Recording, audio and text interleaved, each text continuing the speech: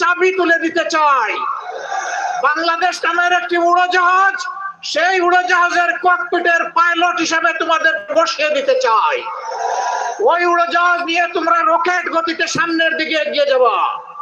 পিছনের কাসুন্দি জাবর কাটে যারা, ওদের দিকে ফিরেও তাকাবো না। পিছনে ফিরে তাকানোর আমাদের কোনো সময় নেই। 54 বছর আমরা নষ্ট করে ফেলেছি।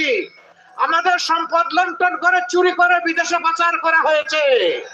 আমরা কথা দিচ্ছি, আল্লাহ আমাদেরকে সরকার গঠনের সুযোগ দিলে ওই লুণ্ঠনকারীদের মুখের ভিতর দিয়ে পেটে হাত ঢুকিয়ে তোমাদের সম্পদ আমরা দেশে ফিরিয়ে আনবো ইনশাআল্লাহ।